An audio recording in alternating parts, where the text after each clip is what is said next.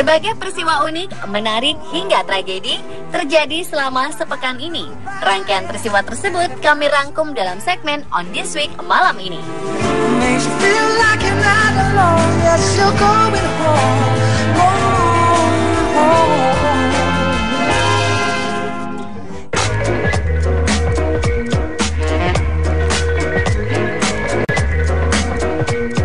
Nasib seorang wanita bernama Ana dos Santos Cruz berubah sekejap.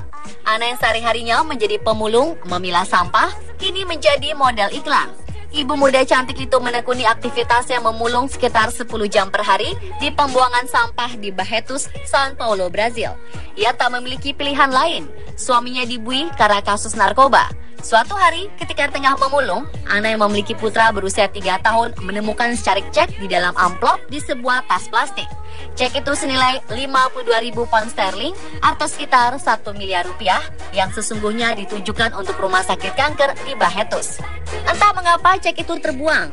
Keesokan harinya, Ana pergi ke rumah sakit tersebut yang memang tak jauh dari tempat ia memulung. Ana langsung menyerahkan cek tersebut ke direktur rumah sakit. Semua yang mengetahui langsung terpana dengan kejujuran Ana. Berita ini pun cepat tersebar di media cetak, elektronik, dan internet. Sebuah pusat perbelanjaan besar pun akhirnya mengundang dan meminta Ana membintangi iklan mereka di TV dan billboard kota. Ana pun menjajaki karir awalnya menjadi seorang model.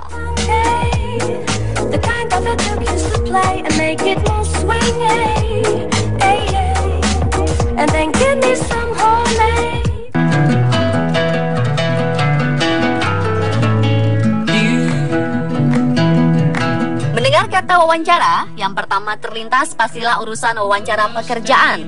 Namun tidak demikian di Hong Kong.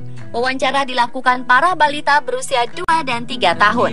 Orang tua di Hong Kong kini tengah gandrung mendaftarkan anak mereka untuk mengikuti kursus wawancara. Tujuannya agar anak-anak tersebut bisa mendapatkan pendidikan terbaik sejak dini. Seperti yang dilakukan Carson Chuan. Balita berusia 2 tahun ini tengah dipersiapkan melakukan wawancara terpenting di hidupnya. Rose Chung, sang ibu, mempersiapkan putranya sedini mungkin agar bisa masuk ke sekolah yang terbaik. Di Hong Kong, memang interview dengan sang anak menjadi syarat mutlak diterima di sekolah tertentu. Kursus wawancara ini tidaklah murah. Biayanya sebesar 600 US dollar atau setara 7,8 juta rupiah. Namun Kepala Institusi Kursus Wawancara Balita di Hong Kong, Teresa Fanny, mengatakan kursus tersebut sepadan dengan hasilnya. Teresa menyebutkan 4 dari 5 muridnya sukses diterima di Taman Kanak-kanak Terbaik tahun lalu. Inti dari kursus ini adalah menghilangkan rasa takut dan keraguan anak-anak untuk berbicara dan melakukan wawancara. Setelah kursus, anak-anak akan merasa wawancara merupakan pengalaman menarik seperti permainan.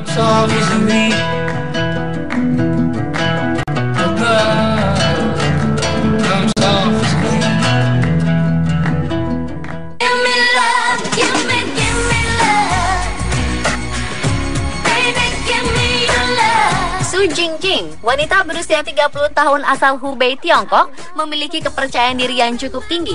Buktinya, ia tak bosan mencari calon suami sempurna dan mengumumkan kriteria pasangan idamannya di Taman Rakyat di Shanghai.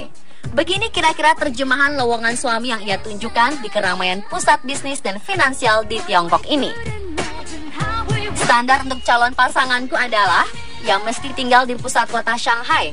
Ia harus lahir pada 1980, 1981, dan 1982. Ia harus tak berkacamata. Ia mesti berkarakter baik. Ia harus punya tinggi di atas 170 cm. Ia mesti seorang anak tunggal dari wirausahawan sukses atau pejabat pemerintah. Su menekankan tidak akan menurunkan standar calon pasangan yang ia lakukan. Lalu, siapakah Su ini? Ia adalah gadis desa yang meninggalkan tempat kelahirannya sejak usia 18 tahun. Ia tiba di Shanghai pada 2008. Saat berusia 25 tahun, ia mengaku mulai mendapat banyak tekanan untuk segera menikah. Ia adalah seorang pedagang kaki lima di sudut utara Shanghai South Railway Station. Akankah Su menemukan jodohnya?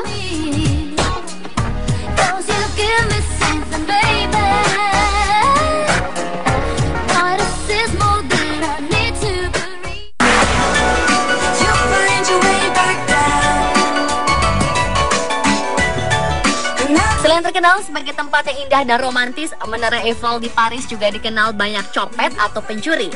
Saking banyaknya, sering terjadi perkelahian di kawasan tersebut. Hal ini pula yang membuat Menara Eiffel ditutup sejak 23 Mei lalu, yang diawali dengan petugas yang mogok kerja. Petugas di Eiffel bukan direpotkan dengan melayani pengunjung menikmati Eiffel, namun mereka jengah dengan hanya mendengar keluhan dan keluhan soal copet. Pencopet di sana bisa datang berkelompok. Korbannya dalam sehari mulai dari 3 orang hingga 30 orang. Hal inilah yang membuat petugas benar-benar kewalahan. Penutupan Menara Eiffel ini hanya bersifat sementara hingga petugas dan pengelola menemukan solusi yang tepat untuk mengatasinya.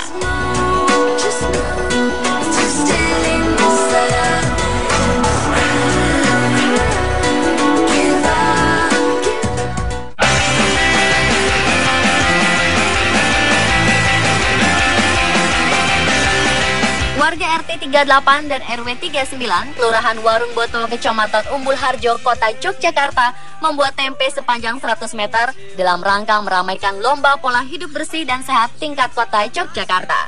Proses pembuatan tempe itu adalah 2 hari 2 malam. Pengerjaannya dilakukan oleh 3 orang. Namun untuk mengangkatnya dari gudang menuju ke jalan sekaligus membentangkannya perlu setidaknya 100 orang. Awalnya, ia bersama warga berencana membuat tempe dengan panjang 150 meter. Namun karena bahannya kurang, hanya bisa membuat 100 meter saja. Total dana yang dibutuhkan adalah 1 juta rupiah. Nantinya setelah selesai, tempe akan dilelang dengan harga mulai 15.000 per meter.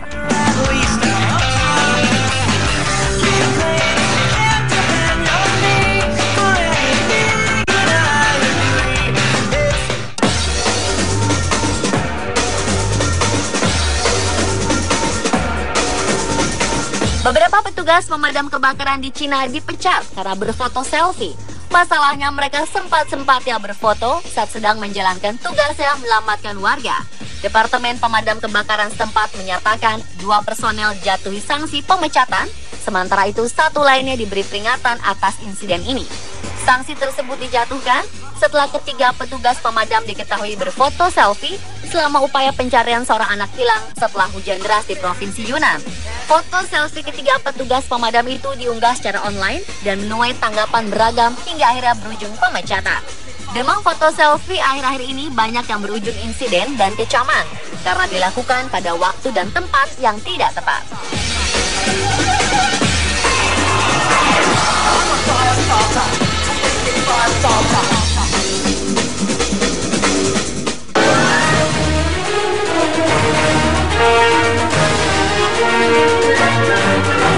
Kedua mesin pesawat Airbus milik maskapai Singapore Airlines tiba-tiba kehilangan daya saat tengah mengudara. Pesawat dilaporkan sempat menukik tajam sejauh 13.000 kaki pada 23 Mei lalu. Disampaikan maskapai Singapura itu, pesawat Airbus A330-300 melakukan penerbangan dalam cuaca buruk saat berada di ketinggian 39.000 kaki sekitar 3,5 jam setelah bertolak dari Singapura. Pesawat yang mengangkut 182 penumpang dan 12 kru tersebut bertujuan ke Shanghai, China. Meskipun sempat melalui waktu yang menegangkan, penerbangan bisa kembali mulus hingga tujuan. Kedua mesin Rolls-Royce pesawat tersebut diperiksa secara menyeluruh dan diuji setibanya di Shanghai, namun tidak ditemukan adanya keganjilan. Insiden ini pun tengah ditinjau oleh pihak Singapore Airlines, Rolls-Royce, dan Airbus.